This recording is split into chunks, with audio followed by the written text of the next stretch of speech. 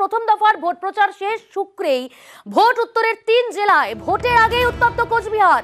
ভেটাগুড়িতে BJP Trinamool সংঘর্ষে উত্তেজনা, অশান্তি রুখতে কড়া কমিশন। কাল বাদে পরশু উত্তরবঙ্গে ভোট এবং প্রথম দফার ভোট শুরু। আজই কিন্তু প্রচার শেষ, কিন্তু আমরা দেখলাম একেবারে প্রচারের শেষ দিনেও অশান্তি অব্যাহত কোচবিহারে। সেখানে ভেটাগুড়িতে আমরা দেখেছি নিশীথ প্রামাণিকের গড় এই ভেটাগুড়ি, সেখানে উত্তপ্ত পরিস্থিতি তৈরি হয়েছিল। দফায় দফায় আজ উত্তেজনা পরিস্থিতি তৈরি হয় প্রচার শেষে। পাশাপাশি উত্তরবঙ্গের আরো 2 জেলা জলপাইগুড়ি, আলিপুরদুয়ার, সেখানেও কিন্তু প্রথম দফার নির্বাচন রয়েছে।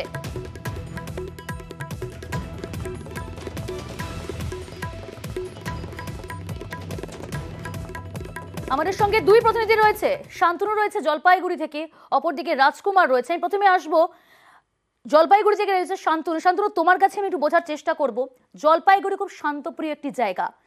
2024 লোকসভা নির্বাচনের আজ প্রচার শেষ।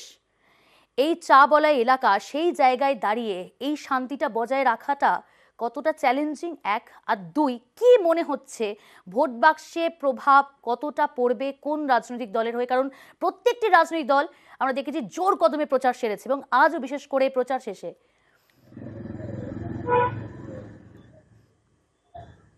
দেখো, প্রথমে নিরাপত্তার কথা বলি। ইতিমধ্যে কিন্তু জলপাইগুড়ি জেলাতে চলে এসেছে 75টি কোম্পানি কেন্দ্রীয় বাহিনী, পাশাপাশি 3500 রাজ্য পুলিশ থাকছে বলে জেলা নির্বাচন দপ্তর থেকে আমাদেরকে জানানো হয়েছে। এবং প্রশাসন থেকে এটাও জানানো হয়েছে যে প্রতিটি বুথে কেন্দ্রীয় বাহিনী থাকবে, এছাড়াও থাকছে রাজ্য সশস্ত্র পুলিশ বাহিনীও থাকবে। এবং ভোট নিশ্চিত করতে এবং নিরাপদে করার জন্য সমস্ত রকম পরিকল্পনা হয়ে গেছে। এবং পাশাপাশি যেহেতু জঙ্গল সংলগ্ন এলাকা, সেই কারণে বন দপ্তরের সঙ্গেও কিন্তু যৌথভাবে সেই সব এলাকায় কিন্তু নজরদারি বাড়ানো হচ্ছে। এবং পাশাপাশি কতগুলো বিষয়ের উপর নজর রাখা হচ্ছে যাতে কোনো রকম ভাবেই যাতে বিঘ্নিত না হয় ভোট প্রক্রিয়া। অন্যদিকে শান্তিপূর্ণর পাশাপাশি যেরকম উন্নয়নের প্রশ্নেই কিন্তু এই বছর ভোট হবে, কারণ একাধিক উন্নয়নমূলক পরিকল্পনা করার জন্য দেখা গেছে যে গত 2019-এর লোকসভা নির্বাচন তৃণমূল কিন্তু জয়ী হতে পারেনি। এখানে ব্যাপক ভোটে জয়ী হয়েছে বিজেপি, 1,84,000 ভোটে জয়ী হয়েছিল এখানকার বিজেপি প্রার্থী। তিনি আবার এই কেন্দ্রে প্রার্থী হয়েছে। পাশাপাশি উন্নয়ন বলতে গিয়ে চা বাগান এলাকায় চা সুন্দরী প্রকল্প যেরকম রাজ্য সরকার করেছে, চা বাগান এলাকায় পাট্টা বিলি হয়েছে, সেই রকম উন্নয়নের একাধিক পরিকল্পনা যেরকম হয়েছে, সেই পরিকল্পনার ভিত্তিতে এবং উন্নয়নের নিরিখেই কিন্তু এবার ভোট হবে বলে মনে করছে শাসক দল। এবং মানুষ যদি উন্নয়নের পক্ষে ভোট দেয়, শাসক দল আশাবাদী, তাহলে তারাই এই কেন্দ্র থেকে জয়লাভ করবে। অন্যদিকে বিজেপি যেটা করছে সেটা হচ্ছে বিজেপির এমনিতে জয়ের আসন, পাশাপাশি একাধিকবার দেখা গেছে যে প্রধানমন্ত্রী এসছেন এবং পাশাপাশি বিজেপির অন্যান্য কেন্দ্রীয় প্রধানমন্ত্রী এসছেন এবং পাশাপাশি বিজেপির অন্যান্য কেন্দ্রীয় নেতারাও এসে জলপাইগুড়িতে প্রচার করে গেছেন। সেখানে যেরকম মোদির গ্যারান্টি বলা হচ্ছে, পাশাপাশি উন্নয়নের একাধিক পরিকল্পনার কথাও জানানো হচ্ছে। অর্থাৎ পরিকল্পনা এবং উন্নয়ন এই দুয়ের নিরিখেই কিন্তু ভোট হবে। সেক্ষেত্রে শেষ হাসি কে হাসবে সেটা কিন্তু জানতে অপেক্ষা করতে হবে 4ই জুন পর্যন্ত।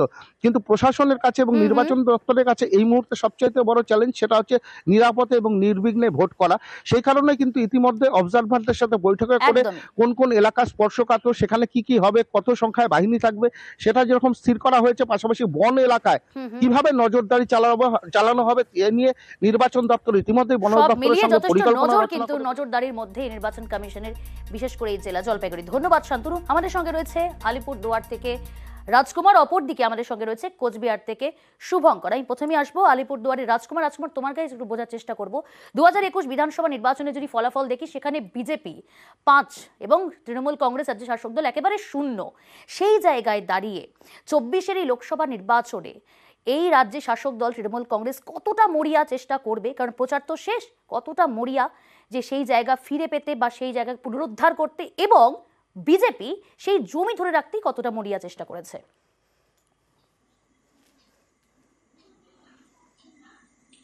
দেখো প্রিয়ঙ্কা, দুই পক্ষই অর্থাৎ শাসক শিবির, এখানে যে তৃণমূল কংগ্রেস এবং বিজেপি, এই দুই পক্ষই কিন্তু এই যে আলিপুরদুয়ার লোকসভা আসন, যেটা এবার নজর কাড়া আসন, সেই আসন কিন্তু জিততে কিন্তু মরিয়া। 2019 সনের লোকসভা নির্বাচনের যে ফলাফল, সেই ফলাফলে কিন্তু বিপুল মার্জিন অর্থাৎ 2,43,000-এর বেশি ভোটে এই কেন্দ্র থেকে জিতেছিলেন বিজেপির জন বার্লা। যদিও এবার এই যে কেন্দ্রীয় মন্ত্রী জন বার্লা, তাকে এই কেন্দ্র থেকে টিকিট দেয়নি। বিজেপি মুখ বদল করেছে, এবার প্রার্থী করেছেন মনোজ টিগ্গাকে।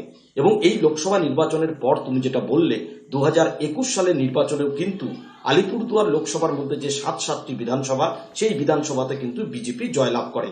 কিন্তু উল্লেখযোগ্য বিষয় হচ্ছে 2019 থেকে 2021 বিধানসভা ভোটে নিরিখে কিন্তু বিজেপির ফলাফল ক্রমশ কমছে, ভোট সংখ্যাও ক্রমশ কমছে। এবং লাস্ট যে পঞ্চায়েত নির্বাচন হয়েছে সেখানেও কিন্তু বিজেপির ভোট বিধানসভা থেকে 2021 বিধানসভা থেকে আরো কমে গেছে। এই যে ফলাফলের নিরিখে কিন্তু শাসক শিবির তৃণমূল কংগ্রেস দাবি করছে যে উন্নয়নের নিরিখে এবার আলিপুরদুয়ার লোকসভা কেন্দ্রে ভোট হবে এবং এখানে চা শ্রমিকদের জমির পাট্টা, চা সুন্দরীর ঘর, পানীয় জল সহ নানান উন্নয়নমূলক কাজ হয়েছে, সেই নিরিখে ভোট হবে। এবং শাসক শিবির তৃণমূল কংগ্রেস এই আসন, যে আসনটিতে কিন্তু রকেট গতিতে বিজেপির উত্থান হয়েছিল, সেই আসন তারা এবার জয়লাভ করবে। কিন্তু প্রশ্ন হচ্ছে এই যে 2019-এর 2,43,000 ভোটের মার্জিন, সেই মার্জিন টপকে শাসক দলের পক্ষে কি আদৌ এই আসন জেতা সম্ভব হবে? তবে বিজেপি শিবির কিন্তু তারাও কিন্তু স্বীকার করে নিয়েছে যে 2,43,000-এর মার্জিন আর আলিপুরদুয়ার লোকসভা কেন্দ্রে থাকছে না। কিন্তু তাহলে জয়ী কে হচ্ছে, এটা কিন্তু এখন বড় প্রশ্ন। যদিও দুই পক্ষই কিন্তু জয় ছিনিয়ে নিতে মরিয়া। বিজেপির পক্ষ থেকে বড় মিছিল হয়েছে, একদম ঝাঁপিয়ে প্রচার হয়েছে, কিন্তু কারা জেতে তার কিন্তু সেই জন্য কিন্তু আমাদের অপেক্ষা করতে হবে 4 জুন পর্যন্ত। প্রিয়াঙ্কা, একেবারে আবারও ধন্যবাদ। এদিকে আমাদের সঙ্গে কোচবিহার থেকে রয়েছে আরেক প্রতিনিধি শুভঙ্কর। শুভঙ্কর, তোমার কাছে একটু বোঝার চেষ্টা করব। কোচবিহার আমরা দেখেছি বারবার উত্তপ্ত হয়েছে এবং আজ ভেটাগুড়িতে উত্তপ্ত পরিস্থিতি, তৃণমূল বিজেপি সংঘর্ষ, সেই জায়গায় দাঁড়িয়ে। এবং কোচবিহার যদি আমরা বিধানসভা নির্বাচনের ফলাফল দেখি, সেখানেও দেখেছি বিজেপি অনেকটাই এগিয়ে রয়েছে, মাত্র 2টি আসন পেয়েছিল রাজ্যের শাসক দল। এই কোচবিহারে সুষ্ঠুভাবে নির্বাচন করাটা কমিশনের কাছে কত বড় চ্যালেঞ্জ, কি মনে হচ্ছে?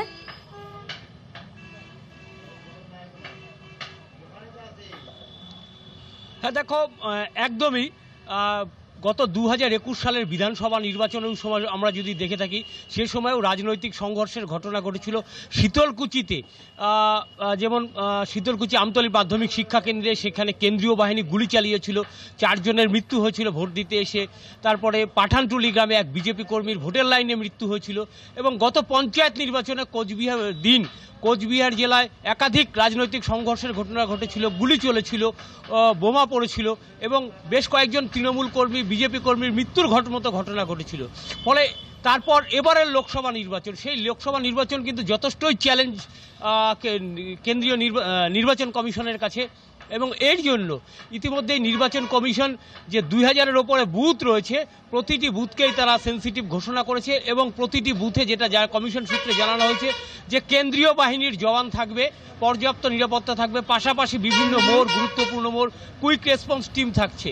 এবং যেটা জানা যাচ্ছে যে এই যে শীতলকুচিতে গত বছর যে গুলি চালানোর ঘটনা ঘটেছিল, 4 জন মৃত্যু হয়ে ঘটনা ঘটেছিল, যার জন্য শীতলকুচিতে যাতে এর ধরনের ঘটনা না ঘটে সেই জন্য শীতলকুচির জন্য বিশেষ 2 জন অবজারভার থাকছেন, বিশেষ শুধুমাত্র শীতলকুচি বিধানসভার জন্য।